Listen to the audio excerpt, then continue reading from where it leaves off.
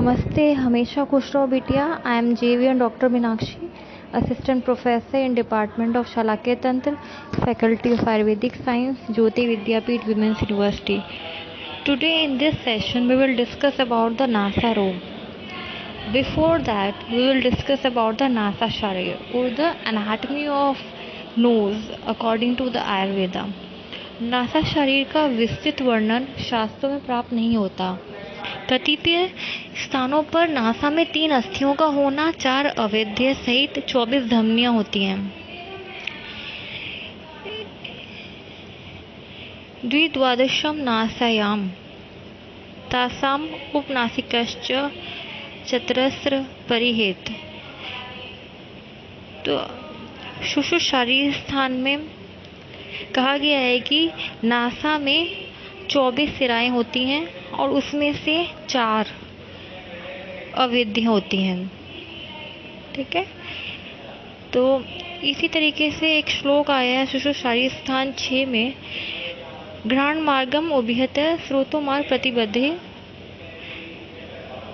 अंत्यंतरः फणे तत्र गंध अज्ञानम, कि 2 फण मर्म घ्राण मार्ग के दोनों ओर भीतर स्रोतों मार्ग में लगे हुए होते हैं, उनके विरुद्ध होने पर गंध ज्ञान का अभाव होता है।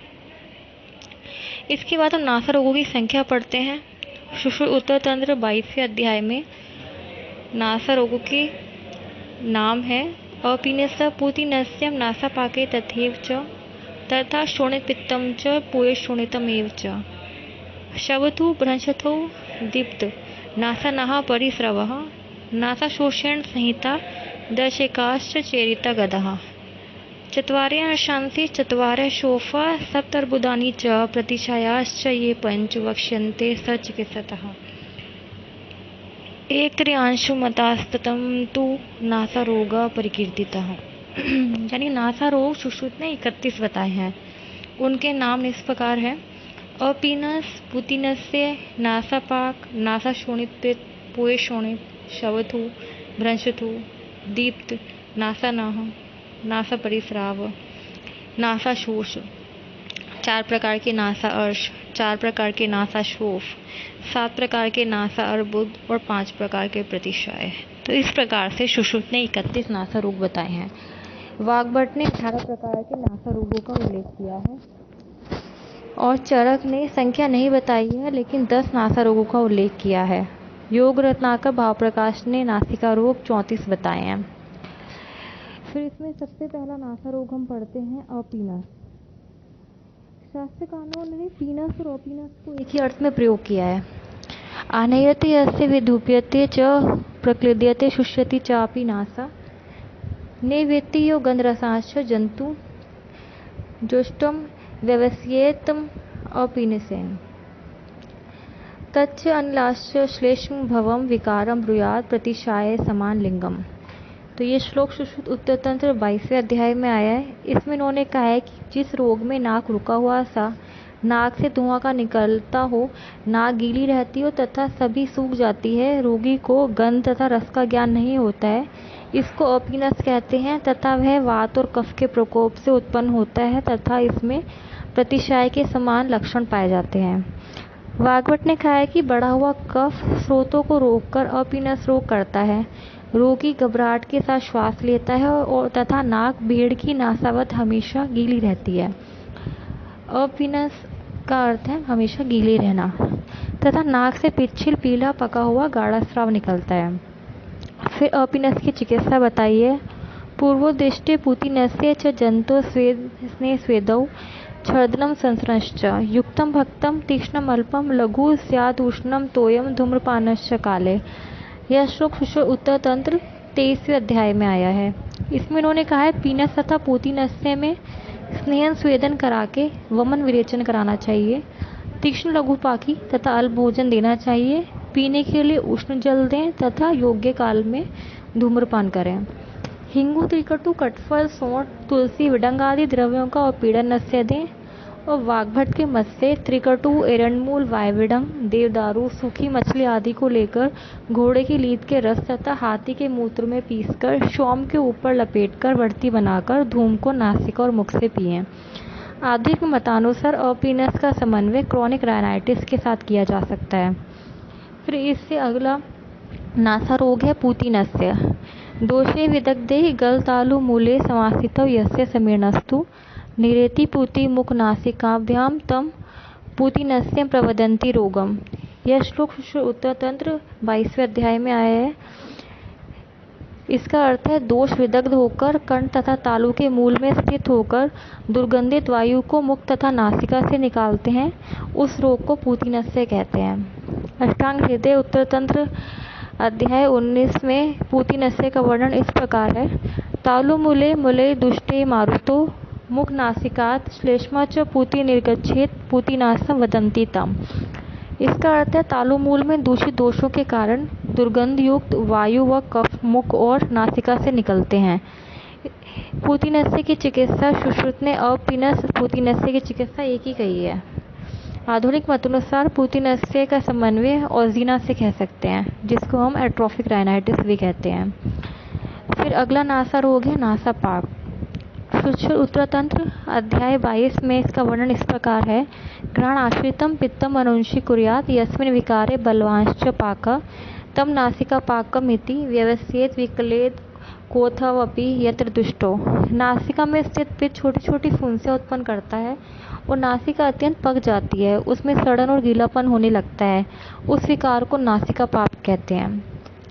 पचेत नासापुटे पित्तत्वकम मासम धाशूलवस ग्रहण पाक है। इस प्रकार का वर्णन अष्टांग हृदय उत्तर तंत्र अध्याय 19 में आता है। इसका अर्थ है नासापुट में प्रकोपित पित्त त्वचा और मांस को पकाकर दाह और शूल करता है, इसको घ्राणपाक कहते हैं।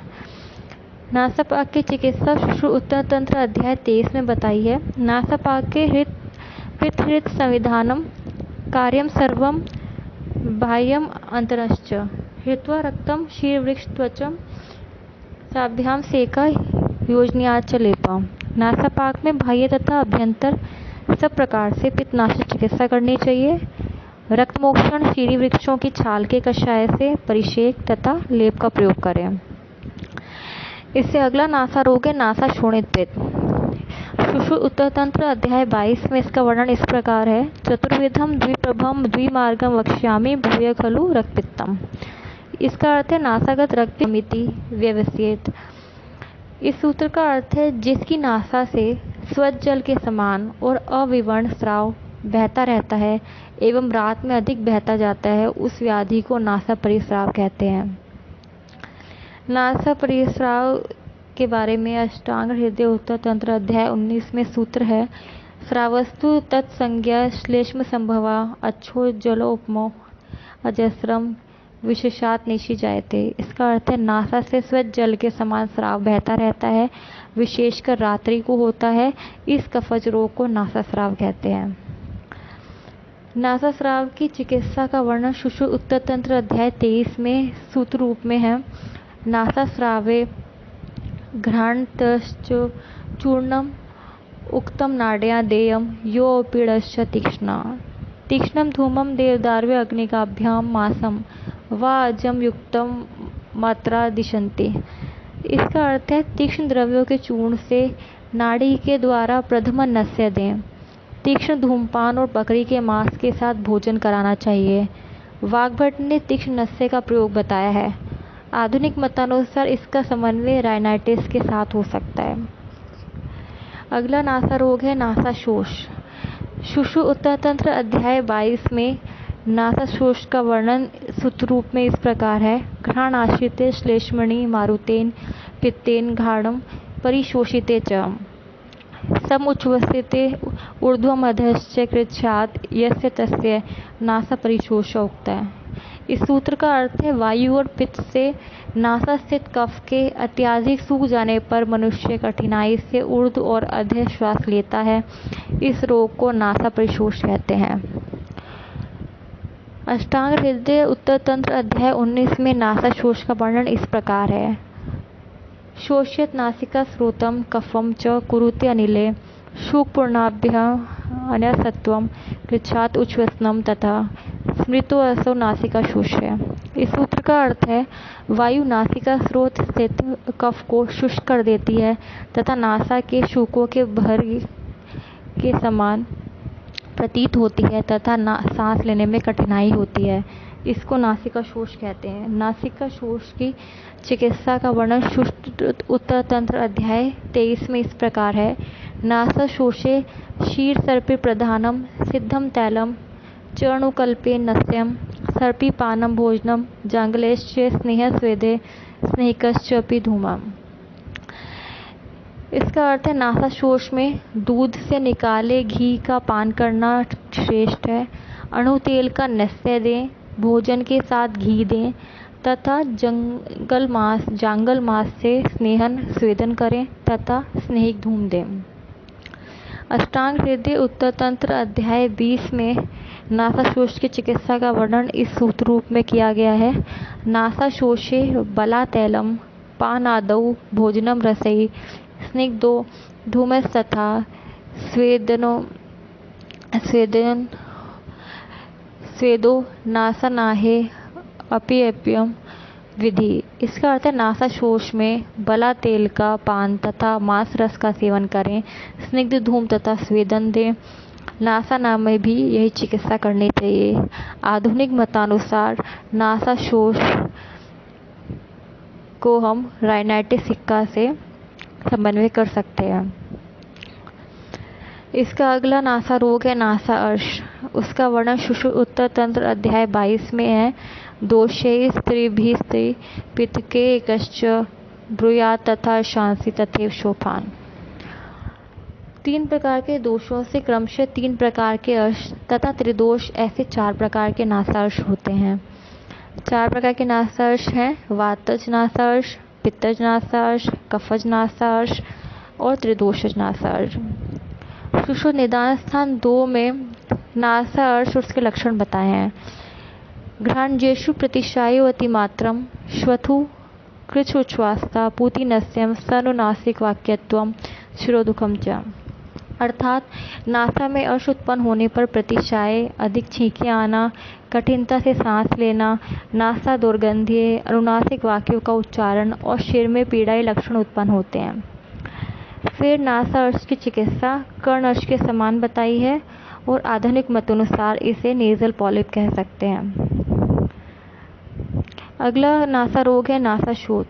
सुश्रुत उत्तरतंत्र अध्याय 22 में नासाशोथ का वर्णन इस प्रकार है। शोफास्तु शोफ विज्ञाना नासा स्रोत व्यवस्थिता निदाने अर्शांसे निर्दिष्टानि तानि विभवेत। नासा स्रोत में जो शोथ होता है उसका लक्षण शोफ विज्ञानी अध्याय में कहे हुए लक्षणों के समान जाने तथा नासा अर्श के कारण लक्षण निदान स्थान में वर्णित अर्श के लक्षण के समान जाने। फिर चरक चिकित्सा अध्याय 26 में इस प्रकार वर्णन है। घ्राणा आश्रिता असे प्रभृतीन प्रदूष्य कुर्वन्ति नासा श्वथुम मलाश्च। इसका अर्थ है नासिका स्रोत में कुपित हुए वात, पित्त और कफ नासिका में स्थित रक्त आदि धातुओं को दूषित कर शोथ उत्पन्न कर देते हैं। इसे नासाशोथ कहते हैं। नासाशोथ 4 प्रकार के होते हैं वातज, पित्तज, कफज और त्रिदोषज। इनके लक्षण और चिकित्सा सामान्य शोफ के समान है। नासाशोथ की आधुनिक मतानुसार नेजल एडिमा या नेजल इन्फ्लेमेशन से कह सकते हैं। फिर इसके बाद नासा अर्बुद का वर्णन है। सुश्रुत उत्तरतंत्र अध्याय 22 में श्लोक है। श्रोता पथे यद विपुलम कोशवच्च अर्बुदम भवेत। नासिका स्रोत में बड़ी और कोश सदृश वृद्धि को अर्बुद कहते हैं। सुश्रुत उत्तरतंत्र अध्याय 22 में शालाक्य में नासार्बुद का वर्णन है। शालाक्य सिद्धांत में वेक्ष्य व्यापी सर्वात्मकम सप्तम अर्बुदम तु।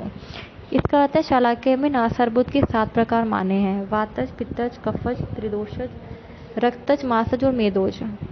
फिर आती है नासार्बुद की चिकित्सा जो कि सुश्रुत ने नासार्बुद चिकित्सा निदानोक्त अर्बुद में कई चिकित्सा के समान मानी है।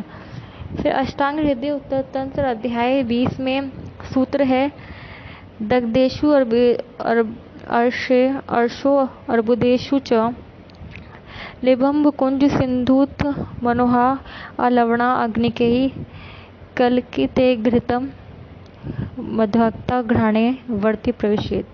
इसका अर्थ है नासा अर्श और नासार्बुद में दाहकर्म करके दंती द्रवंती सैंधव मैनशील हड़ताल पिपली चित्रक इनके कल को मधु और घृत में मिलाकर वर्ती बनाकर नासा में प्रविष्ट करें।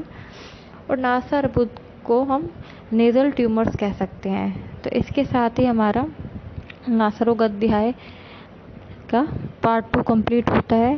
Thank you so much. This session is powered by digital version 2.0 Jyoti Vidyapeeth women's university. I hope you are satisfied with my digital session. If you have any query, please mention in the comment box. I will resolve it soon. Thank you.